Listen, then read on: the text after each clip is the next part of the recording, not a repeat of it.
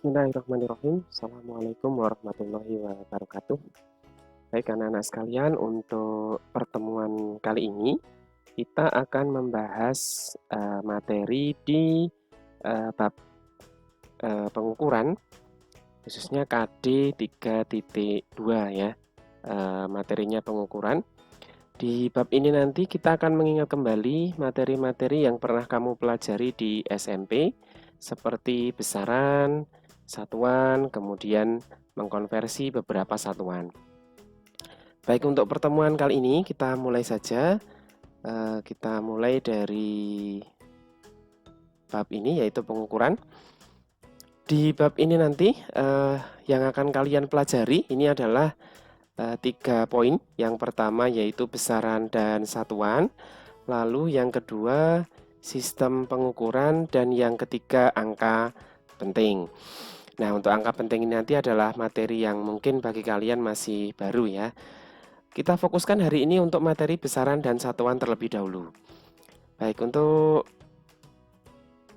besaran dan satuan, kita mulai dulu dari pengertian dari suatu besaran.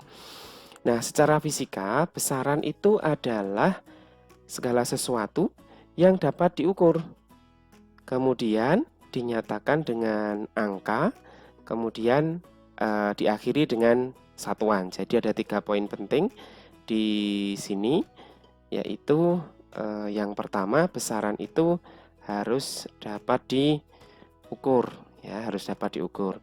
Lalu besaran juga harus dapat dinyatakan dengan angka, kemudian besaran juga harus memiliki satuan.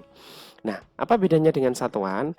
Kalau satuan itu adalah ukuran dari suatu besaran. Jadi dibedakan antara besaran dan satuan. Kalau besaran mengandung 3 kata kunci. Yang pertama, dia harus dapat diukur.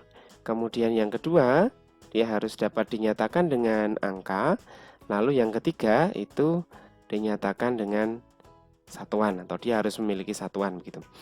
Itu adalah pengertian dari besaran. Saya kira untuk materi ini sudah pernah kamu terima dulu waktu kamu di SMP. Jadi mengingat kembali ya untuk materi besaran dan satuan ini. Lalu berikutnya kita mengingat kembali apa yang disebut dengan besaran pokok. Nah, di dalam fisika berdasarkan satuannya, besaran itu bisa dibedakan menjadi 2 macam, yaitu besaran pokok dan besaran turunan. Nah, besaran pokok ini adalah besaran yang satuannya sudah ditetapkan terlebih dahulu. Ya, jadi ada kesepakatan antar ilmuwan, satuan dari besaran pokok ini sudah ditentukan terlebih dahulu dan tidak bergantung pada besaran-besaran lainnya. Nah, di dalam fisika yang kita kenal itu ada 7 besaran pokok. Yang pertama dimulai dari panjang, besaran pokok panjang. Satuan dari besaran pokok panjang ini adalah dalam meter. Kemudian lambang satuannya adalah M kecil. Nah, di sini ada lambang dimensi. Nanti di subbab yang bagian belakang kita bahas khusus materi tentang dimensi ya. Dimensinya ini dilambangkan dengan L besar. Lalu untuk massa satuannya dalam kilogram. Lambang satuannya adalah kg, kilogram. Kemudian dimensinya adalah M besar. Lalu untuk waktu, ini satuannya sekon. Lambang satuannya adalah S kecil, second. Kemudian T di sini adalah lambang dimensinya. Lalu berikutnya, kuat arus listrik. Itu dalam satuan ampere. Nah, penulisan satuan ini dinyatakan dalam lambang A besar.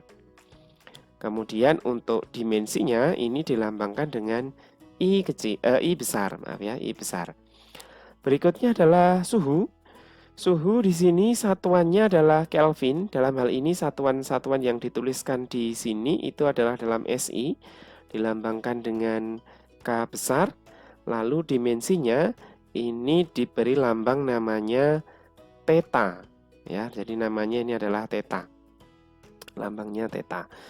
Kemudian besaran pokok yang keenam yaitu intensitas cahaya. Satuannya dalam kandela. Kemudian lambang satuannya ini adalah CD. Kemudian untuk lambang dimensinya ini dinyatakan dengan J besar. J besar ya. Kemudian yang ketujuh, jumlah zat. Jumlah zat ini satuannya dalam mol ya, satuannya dalam mol. Nah, khusus untuk jumlah zat ini nanti akan kalian banyak pelajari di mata pelajaran kimia. Kemudian penulisan lambang satuannya adalah mol, lalu lambang dimensinya adalah N besar. Nah, besaran yang ke-8 dan ke-9 ini adalah besaran pokok tambahan. Jadi besaran pokok yang wajib kita kenal ini ada 7, sedangkan yang 8 dan 9 ini adalah besaran pokok tambahan yang meliputi sudut bidang datar dengan satuan radian. Lambang satuannya rad. Jadi kalau biasanya kita mengukur sudut itu dalam derajat, tetapi dalam fisika dalam satuan SI-nya sudut itu dinyatakan dengan radian. Nah, di sini besaran pokok tambahan ini tidak memiliki dimensi. Kemudian ada sudut ruang, satuannya dalam steradian, dilambangkan dengan SR untuk satuannya. Sama dengan sudut bidang datar, sudut ruang ini tidak memiliki dimensi. Nah, itulah besaran-besaran pokok yang wajib kita ketahui di dalam fisika. Nah, nanti di kelas 10 itu kita akan banyak menggunakan besaran pokok yang 3 ini. Panjang, lalu massa, kemudian waktu. Suhu juga kita bahas, tapi nanti mungkin tidak sebanyak yang besaran pokok, panjang, massa, dan waktu. Baik, kita lanjutkan berikutnya yaitu besaran turunan. Nah, secara definisi, besaran turunan itu adalah besaran yang diturunkan dari satu jenis atau beberapa jenis besaran pokok. Nah, di sini sudah ada tabelnya beberapa besaran-besaran turunan. Contohnya yang pertama ini adalah luas ya, luas ini satuannya adalah meter persegi. Simbolnya adalah M pangkat 2 meter persegi. Nah, kemudian dalam satuan dasar ini juga meter persegi. Jadi besaran luas kalau kita tuliskan, luas ini diturunkan dari rumus, misalkan kita ambil ya, panjang kali lebar. Nah, panjang ini dimensinya adalah dimensi panjang. Besaran pokoknya adalah besaran pokok panjang. Lalu lebar ini juga termasuk besaran pokok panjang.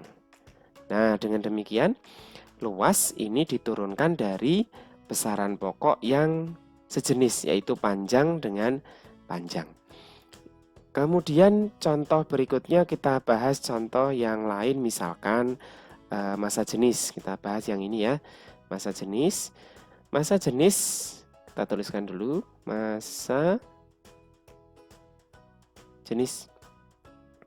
Biasanya kalau di SMP dulu waktu kamu belajar tentang zat cair, ini dilambangkan dengan rho. Nah, ini. Nah, rho sendiri massa jenis secara pengertian adalah massa persatuan volume. Maka di sini rho itu sama dengan M dibagi dengan V. Nah, massa sendiri ini termasuk besaran pokok massa, sedangkan volume ini diturunkan dari besaran pokok panjang yang dipangkatkan 3. Nah, berarti besaran turunan massa jenis ini diturunkan dari besaran pokok massa dan besaran pokok panjang. Nah, jadi besaran turunan ini adalah besaran yang diturunkan dari satu jenis, bisa panjang dengan panjang atau beberapa besaran pokok, yaitu misalkan massa dengan panjang.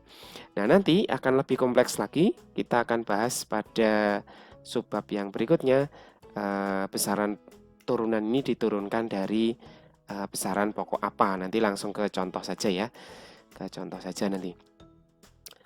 Baik, sekarang kita lanjutkan untuk besaran turunan, maksudnya di sini faktor pengali, mohon maaf ya, belum kita ganti slide-nya. Yang di sini yang kita maksudkan adalah faktor pengali. Ini pernah kamu pelajari juga di beberapa mata pelajaran lain, misalkan matematika. Kamu sudah mengenal awalan kilo, kemudian hekto, kemudian deka, sampai ke mili.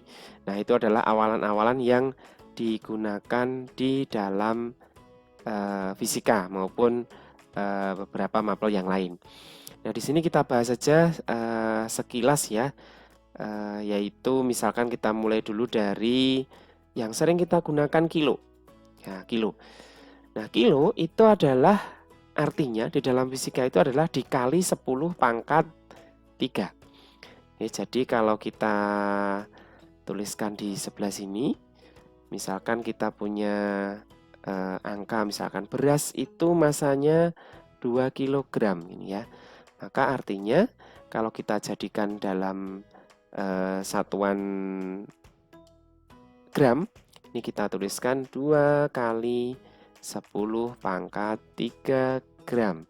Jadi awalan kilo ini itu artinya adalah dikali 10 pangkat 3. Nah, lalu berikutnya misalkan frekuensi radio. Gelombang radio misalkan frekuensinya 88 MHz. Nah, biasa dituliskan MHz ya, MHz. Nah, mega di sini kalau kita lihat mega itu artinya 10 pangkat 6. Dengan demikian kita bisa tuliskan F-nya menjadi 88 kali 10 pangkat 6 Hz.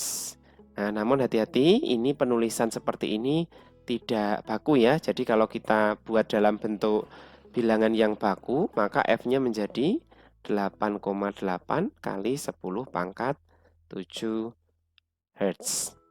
Seperti itu untuk contoh-contoh penggunaan faktor pengali dalam SI. Kita mulai dari yang paling kecil dulu. Di sini ada satuan ato atau awalan ato. Awalan ato ini artinya dikali 10 pangkat min 18. Lambangnya adalah A kecil. Lalu ada awalan femto.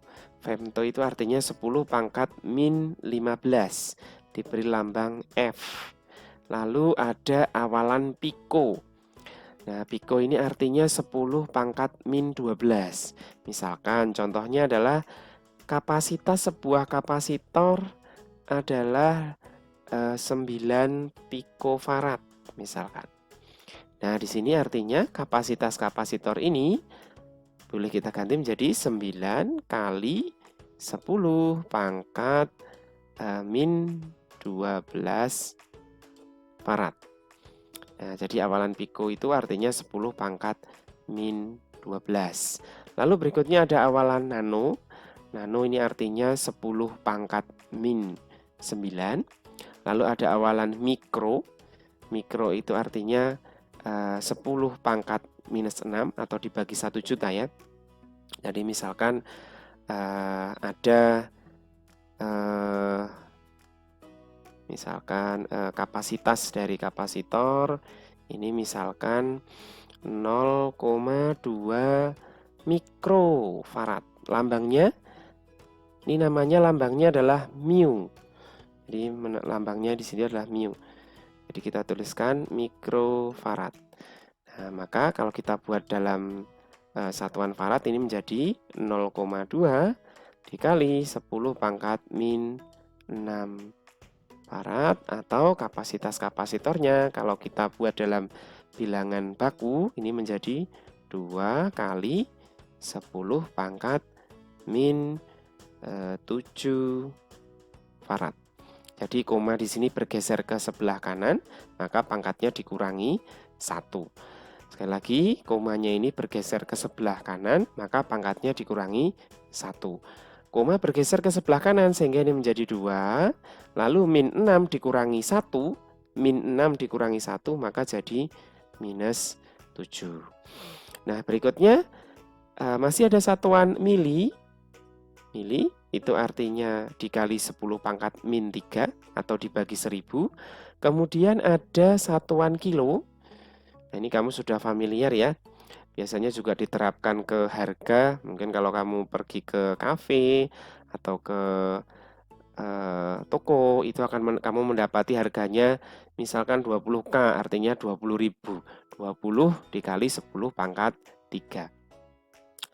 Berikutnya ada satuan mega, giga, dan tera. Nah, ini sering kamu temui pada satuan-satuan digital ya. Misalkan frekuensi tadi megahertz, kemudian kapasitas penyimpanan misalkan megabyte, gigabyte, dan terabyte. Nah, mega ini artinya 10 pangkat 6 dikali 1 juta, giga itu dikali 10 pangkat 9, lalu tera itu dikali 10 pangkat 12. Nah, awalan-awalan ini perlu kamu kenal, perlu kamu pelajari, karena nanti di bab-bab berikutnya awalan-awalan ini juga akan kita gunakan. Oke, awalan-awalan ini juga akan kita gunakan. Jadi diingat-ingat untuk yang pokok-pokok saja, mulai dari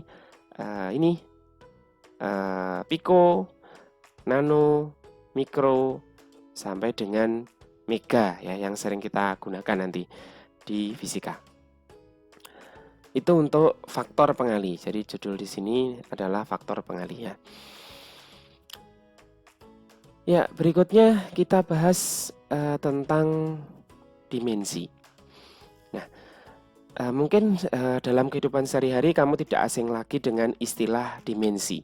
Nah, tapi di dalam fisika dimensi itu tidak sama ya dengan istilah yang sehari-hari.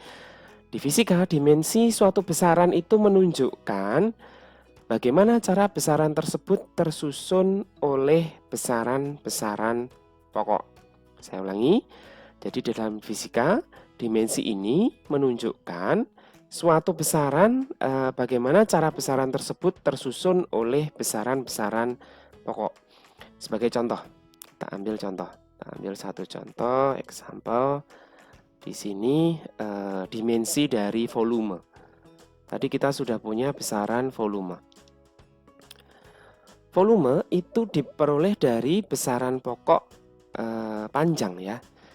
Yaitu panjang kali lebar kali tinggi. Panjang kali lebar kali tinggi. Oke, kita perbaiki dulu.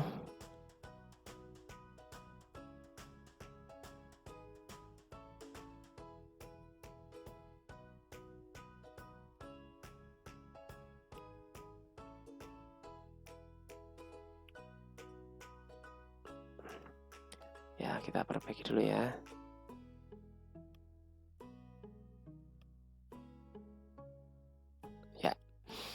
Oke, kita kembali lagi. Volume itu diperoleh dari besaran pokok panjang kali lebar kali tinggi ya. Jadi di sini P dikali L dikali T. Nah, sebenarnya saya tidak merekomendasikan nanti seperti ini ya. Di SMA ini nanti tanda perkalian itu kita akan lebih sering menggunakan tanda titik daripada menggunakan tanda cross atau silang seperti ini. Atau kita tuliskan lagi maka jadi seperti ini. P kali L kali T. Besarannya adalah panjang itu panjang, lebar itu juga termasuk besaran panjang, tinggi itu juga termasuk besaran panjang.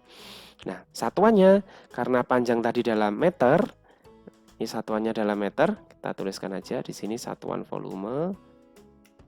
Satuan volume ini dalam meter dikali dengan meter dikali dengan tingginya juga meter, maka diperoleh satuannya adalah meter kubik. Nah, bagaimana sekarang cara menentukan dimensi dari besaran itu? Cukup mudah.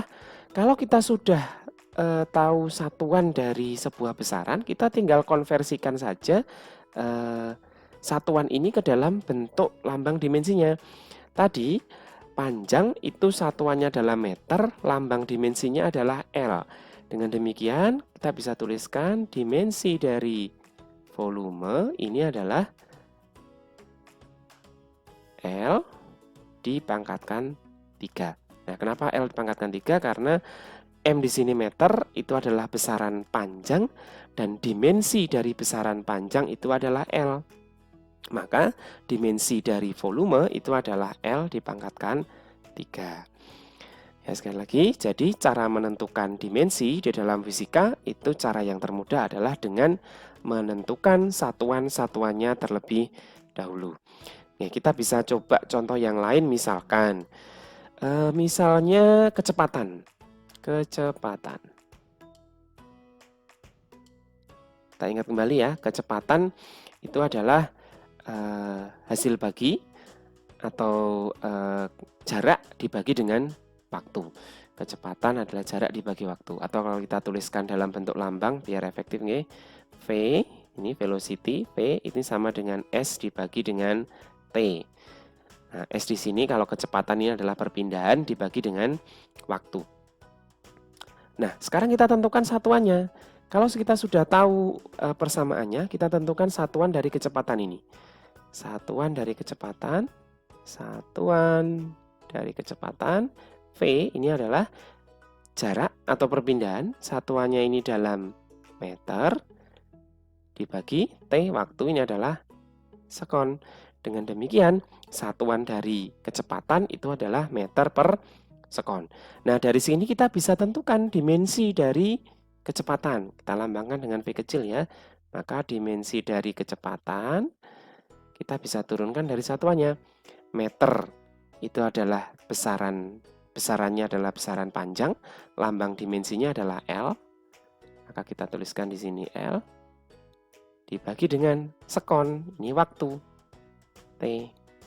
Nah, seperti ini. Nah, maka dimensi dari V atau kecepatan itu adalah L per T. Atau boleh juga ditulis seperti ini. Dimensi dari kecepatan ini adalah L dikali T-nya pangkat min 1. Nah, penulisan seperti ini dan penulisan seperti ini maksudnya adalah sama. Jadi T pangkat min 1 itu sama dengan seper T. Nah, gitu ya. Gimana? Sudah mulai paham cara menentukan dimensi? Oke, kita coba satukan lagi. Misalkan ada lagi besaran yang sudah sering kamu temui di SMP, yaitu gaya. Nah, gaya sesuai dengan hukum 2 Newton, F, ya. Ini rumusnya terkenal sekali, yaitu M dikalikan dengan A. Seperti ini. Nah, sekarang kita bisa tentukan satuannya. Nah, satuan dari gaya, satuan dari F, kita bisa tentukan. Biasanya kalau kita langsung menuliskan itu dalam Newton ya satuannya. Tentu kamu juga sudah hafal F satuan gaya itu adalah Newton begitu. Nah, namun satuan Newton itu sebenarnya diturunkan dari ini, massa dikali dengan percepatan. Massa itu satuannya adalah kilogram, lalu percepatan di sini satuannya adalah meter per sekon kuadrat. Ingat ini percepatan ya, bukan kecepatan. F sama dengan M dikali A. Massa dikali dengan percepatan. Di mana massa satuannya dalam kilogram, lalu percepatan A ini satuannya dalam meter per sekon kuadrat. Nah, dengan demikian kita bisa menentukan dimensi dari gaya. Nah, kita bisa menuliskan dimensi gaya seperti ini. Maka F ini akan sama dengan kilogram itu adalah satuan dari massa, dimensinya adalah M besar. Seperti ini. Lalu meter itu dimensinya adalah L karena besarannya termasuk besaran panjang. Meter dimensinya adalah L. Karena meter itu adalah satuan dari besaran panjang dan panjang ini lambang dimensinya adalah L. Lalu dibagi dengan sekon kuadrat per S sekon. Sekon ini adalah satuan waktu, dimensinya T, time ya. T kuadrat. Nah, ini adalah dimensi dari gaya atau kita bisa juga tuliskan seperti ini. Maka jadi F sama dengan ini M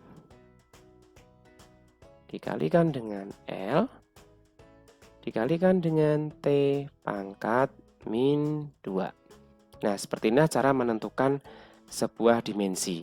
Oh iya, perlu saya ingatkan ya, untuk di SMA tolong kebiasaannya diubah ya, jangan seperti di SMP kalau kamu mengerjakan secara horizontal sama dengan lagi. Itu nanti akan sangat menyulitkan ketika kita menganalisis sebuah persamaan. Jadi usahakan mulai sekarang itu dalam satu baris sebuah rumus itu jumlah atau banyaknya tanda sama dengan ini satu saja. Nah, seperti ini. Volume sama dengan P kali L kali T. Jangan diteruskan di samping, tapi teruskan di bawahnya. Itu nanti akan sangat mempermudah ketika kita menganalisis sebuah rumus dengan membutuhkan bantuan perkalian silang. Itu akan jauh lebih mudah. Ya, seperti itu. Baik, itu tadi adalah untuk langkah menentukan dimensi. Jadi sekali lagi, untuk menentukan dimensi dari sebuah besaran, yang harus kamu lakukan atau sebaiknya kamu lakukan itu adalah menentukan satuannya terlebih dahulu. Setelah satuannya diperoleh, baru satuan ini kita pindah ke dalam bentuk dimensinya. Seperti itu. Jadi dimensi dalam fisika, dimensi ini menunjukkan bagaimana cara besaran tersebut tersusun oleh besaran-besaran pokok. Jadi di sini gaya misalkan itu tersusun oleh besaran pokok massa, panjang, dan waktu. Kecepatan ini tersusun oleh besaran pokok panjang dan waktu. Kemudian volume ini tersusun atas besaran pokok panjang. Itu ya untuk dimensi. Saya kira cukup jelas nih.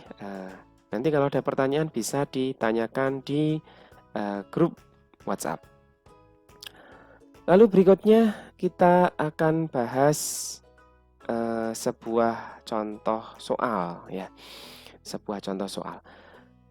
Diketahui sebuah persamaan X sama dengan V kali T plus setengah AT kuadrat.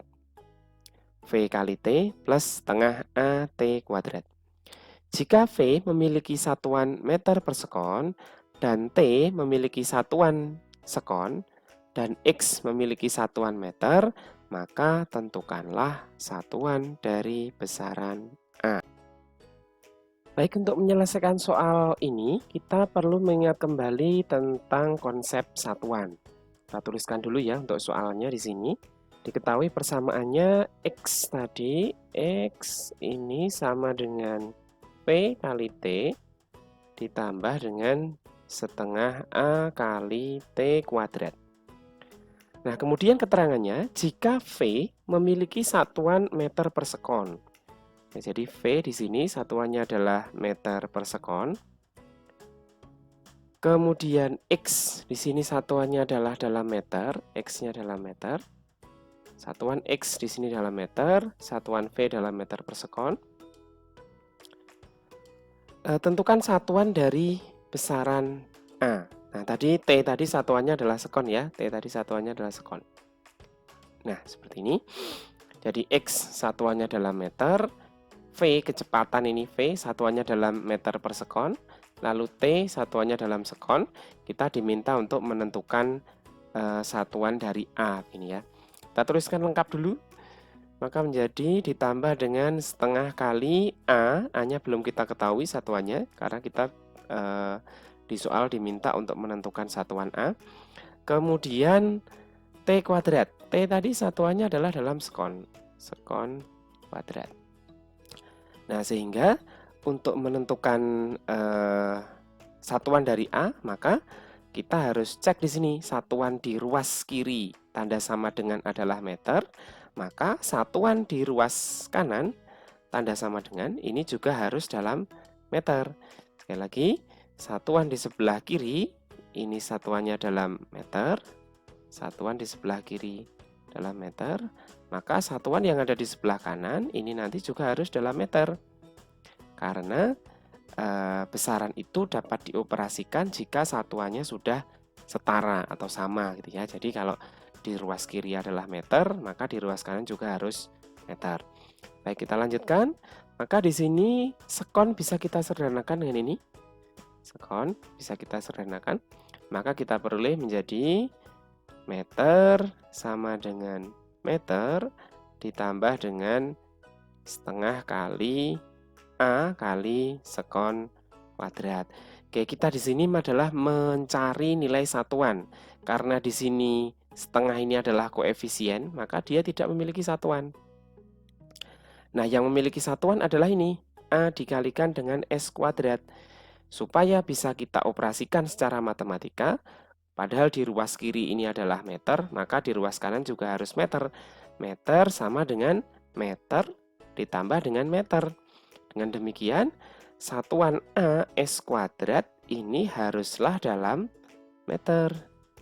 Satuan AS kuadrat ini harus dalam meter. Nah, meter sama dengan meter ditambah meter, begitu ya, bisa dioperasikan satuannya. Nah, maka satuan dari A dikali S kuadrat itu harus dalam meter. Ya, sehingga meter ini sama dengan A kali S pangkat 2.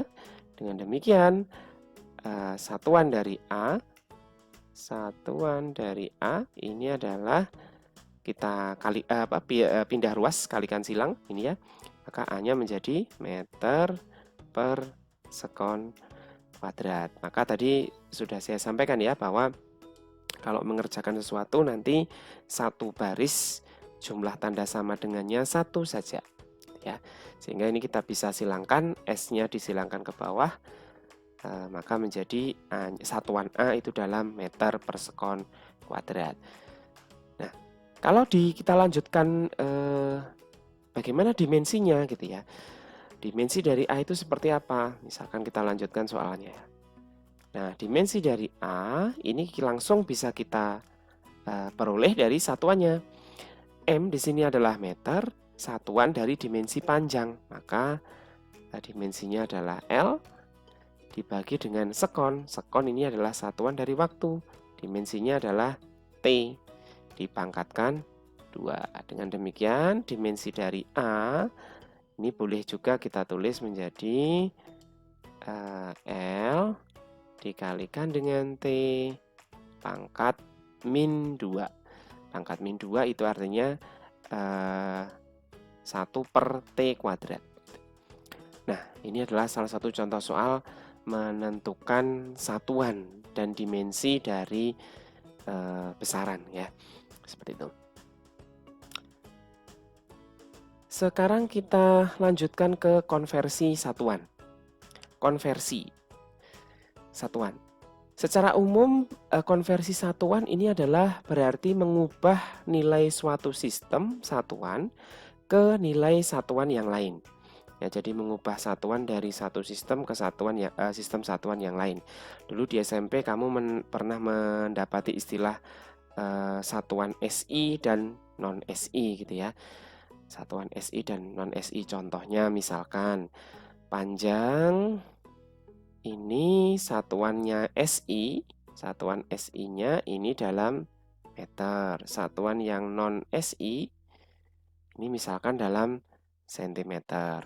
Konversi satuan itu mengubah dari nilai dari suatu sistem satuan ke sistem satuan yang lain. Jadi contohnya misalkan saya punya angka 0,1 cm.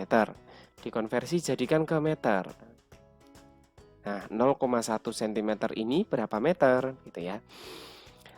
Dari senti ke meter itu kalau kita lihat dari tangga konversi, masih ingat ya, tangga konversi ini naik 2 tingkat. Satu tingkatnya dibagi 10. Dengan demikian kalau naik 2 tingkat maka dibagi 100. Nah, 0,1 dibagi 100.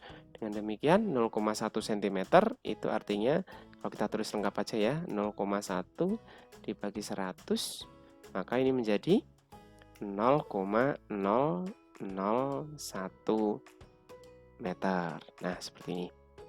Ini salah satu contoh konversi satuan yang sederhana. Nah, contoh lain misalkan. Di SMP dulu kamu sudah mendapati massa jenis air misalkan. Rho air. Massa jenis air, rho air itu secara teori besarnya adalah 1 gram per sentimeter kubik. Nah, kalau kita ketahui gram dan sentimeter itu adalah satuan dari besaran pokok yang masuk kategori non-SI.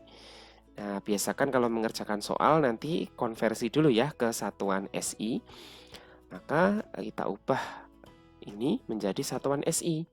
Dari gram per sentimeter kubik kita ubah jadi satuan SI-nya massa itu dalam kilogram per volume itu satuannya dalam meter kubik. Nah, bagaimana cara mengubahnya? Mengubahnya cukup mudah. Kita tuliskan dulu di sini 1 ya. 1, tulis dulu. Gram ke kilogram. Nah, naik berapa tingkat gitu ya. Gram ke kilogram itu naik 3 tingkat, berarti dibagi 1000. Saya ulangi, gram ke kilogram ini naik sebanyak 3 tingkat, berarti dibagi 1000.